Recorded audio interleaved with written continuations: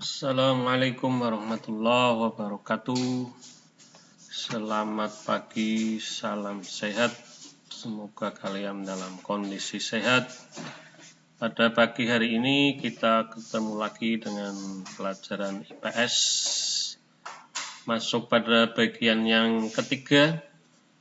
Kalian akan mempelajari tentang dinamika kependudukan benua-benua di dunia. Pada pertemuan hari ini kita akan bahas tentang dinamika kependudukan benua Asia. Sebelum mulai pembelajaran, silahkan berdoa terlebih dahulu agar apa yang kita pelajari pada hari ini bermanfaat. Berdoa mulai. Terima kasih. Kita masuk pada dinamika kependudukan benua Asia. Nah, setelah kamu belajar tentang dinamika kependudukan benua Asia, kamu harus dapat menjelaskan pengertian dinamika penduduk. Kemudian yang kedua, kamu bisa mengidentifikasi dinamika penduduk benua Asia. Yang ketiga, bisa membaca data keadaan penduduk dan jumlah penduduk benua Asia berdasarkan data WPDS tahun 2015. Kemudian yang keempat, kamu harus bisa menghitung persentase komposisi penduduk berdasarkan usia di benua Asia berdasarkan data tahun 2015. Nah, sekarang kita lihat apa itu dinamika penduduk. Dinamika penduduk itu perubahan keadaan penduduk. Nah, perubahan keadaan penduduk itu dapat dilihat dari apa saja. Yang pertama, dari jumlah penduduk.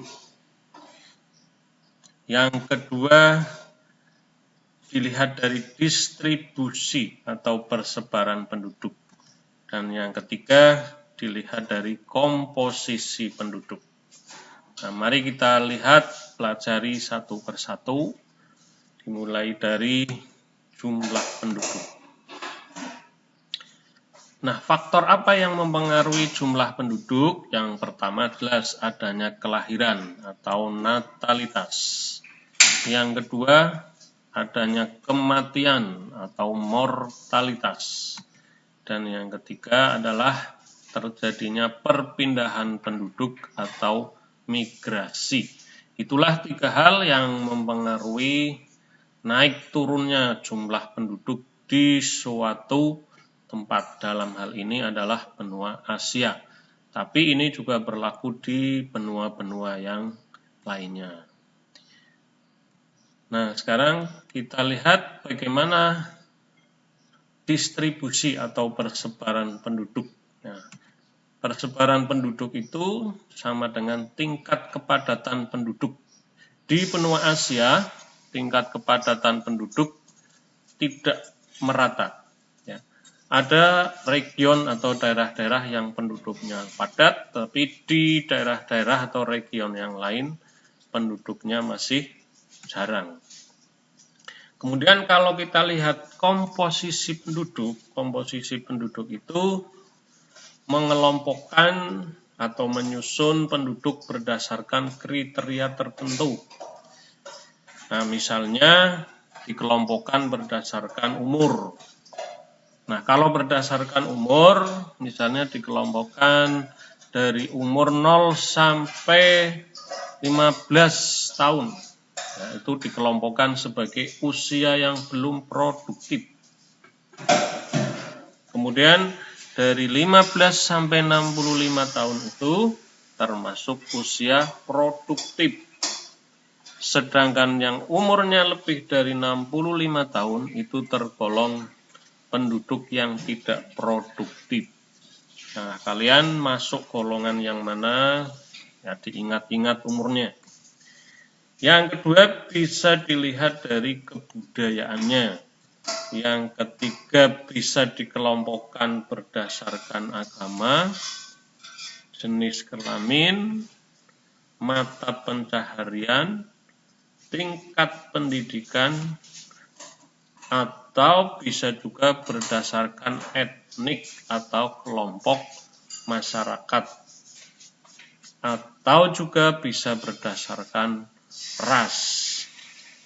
Nah, sekarang kita lihat berikutnya berdasarkan data World Population Dataset atau WPDS, jumlah penduduk Asia ini berdasarkan penghitungan di tahun 2005 sudah mencapai 3.921 juta jiwa. Kemudian 10 tahun berikutnya di tahun 2015 sudah mencapai 4.397 juta jiwa.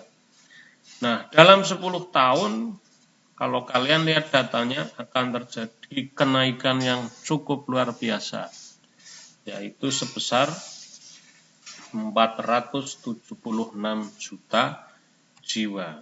Nah, seperti yang sudah disinggung di atas tadi, jadi penduduk Asia itu persebarannya tidak merata. Ya. Beberapa negara di Asia memiliki jumlah penduduk yang padat di dunia, dan beberapa wilayah negara yang terletak di pedalaman justru penduduknya lebih sedikit.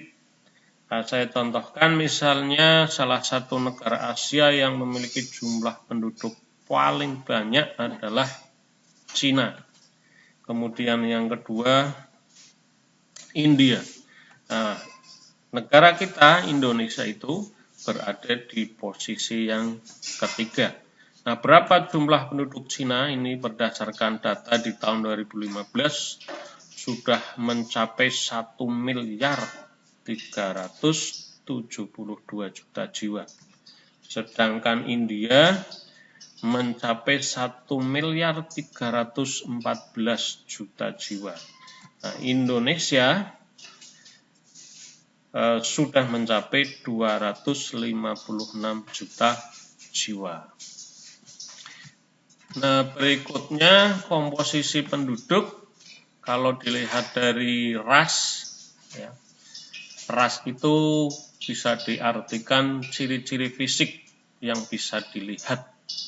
Nah, penduduk Asia itu yang ras dominannya ada 3. Yang pertama ada ras Mongoloid, yang kedua ras Kaukasoid, dan yang ketiga ada juga penduduk di benua Asia yang masuk dalam ras Negroid. Nah, bagaimana persebaran ras-ras yang ada di benua Asia? Kalian bisa lihat di slide. Ini bukannya ras yang lain tidak ada, tapi yang dominan. Misalnya di Asia Utara dan Asia Tengah. Itu dominannya atau mayoritasnya adalah ras Kaukasoid, atau juga disebut ras Europeid. Yang kedua di Asia Timur dan Asia Tenggara, sebagian besar penduduknya itu masuk dalam ras Mongoloid. Kemudian di Asia Selatan bagian tengah didominasi ras Kaukasoid. Dan di Asia Selatan bagian selatan didominasi ras Negroid. Ya, misalnya kamu pernah mendengar ada suku Dravida di India maupun yang ada di Sri Lanka. Di Asia Barat atau di Timur Tengah, itu mayoritas penduduknya masuk dalam ras Kaukasoid. Dan di bagian selatan, khususnya di negara-negara di Semenanjung Arab, seperti Yaman, Oman, itu didominasi ras Negroid. Nah, sekarang kita lihat kualitas penduduk benua Asia. Ya. Nah, kualitas penduduk ini dilihat dari indikator HDI atau Human Development Index. Nah, kualitas penduduk di Asia ternyata sangat bervariasi. Yang sebagai indikatornya untuk melihat kualitas penduduk atau HDI, atau bisa disebut juga kalau di Indonesia biasanya dikenal dengan nama IPM, Indeks Pembangunan Manusia. Itu indikatornya bisa dilihat dari angka harapan hidup, kemudian tingkat pendidikan, dan pendapatan per kapitanya. Nah, sejumlah negara di Asia ada yang memiliki kualitas yang tinggi, ada juga yang sedang, tetapi masih ada juga yang kualitasnya rendah. Nah, contoh negara Asia yang memiliki kualitas tinggi, misalnya Jepang, Korea Selatan, Singapura, Brunei, Cina, Arab Saudi atau Saudi Arabia. Ya. Ini HDI-nya sangat tinggi. Nah, Indonesia masuk kategori apa? Indonesia masuk kategori sedang. Nah, contoh negara yang IPM-nya tergolong rendah, misalnya negara Nepal. Nah, bisakah Indonesia nanti masuk pada kategori berkualitas tinggi?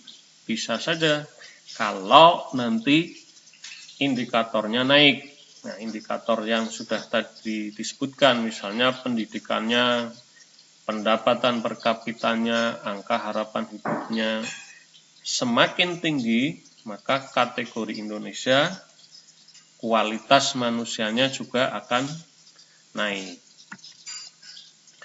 Kemudian kalau dilihat komposisi penduduk Asia berdasarkan umur, ternyata paling banyak atau sekitar 67% penduduk Asia ini tergolong usia produktif. Nah, yang tidak produktif atau umur 65 tahun ke atas itu hanya 8%. Sedangkan anak usia atau manusia yang usia di bawah 15 tahun itu hanya 25%. Nah, melihat data ini sebenarnya benua Asia tidak kekurangan tenaga kerja, sangat banyak. Ini bisa menjadi modal untuk menjadi negara maju di kawasan Asia. Sedangkan laju pertumbuhan penduduknya di benua Asia itu masih cukup tinggi, sekitar 1,5% per tahun. Nah, tapi ada permasalahan penduduk yang lainnya, jadi persebarannya itu tidak merata. Ya. Satu contoh, misalnya kawasan di Yaman, Suriah, Arab Saudi, Laos, dan Yordania, Indonesia ini juga persebaran penduduknya tidak merata. Di sisi lain, laju pertumbuhan penduduknya itu sangat tinggi, sekitar 2,5%.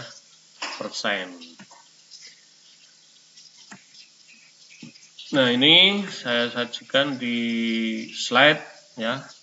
Bagaimana cara menghitung tingkat kelahiran, tingkat kematian, kemudian persebaran penduduk di region benua Asia, di Asia Barat, Asia Tengah, Asia Timur, Asia Tenggara. Ini datanya, jumlah penduduknya sudah dipaparkan, kemudian tingkat kelahirannya. Nah, kalian silakan menghitung jumlah kelahiran per kawasan. Ya. Ini kalau diklik sudah muncul jawaban-jawabannya. Ya. Kalian bisa mencoba untuk menghitung sendiri ya, berapa jumlah kelahiran, kemudian menghitung prosentasi jumlah penduduk berdasarkan umur. Ya. Silahkan dilihat, dicatat di dalam buku catatan masing-masing. Nah, Asia juga merupakan tempat yang bersejarah karena di benua Asia hampir semua agama-agama besar itu lahir, ya, seperti Hindu, Konfusius, Buddha, Islam, Kristen, Yahudi itu semuanya lahir di benua Asia. Nah, agama-agama ini kemudian menyebar ke berbagai kawasan di dunia.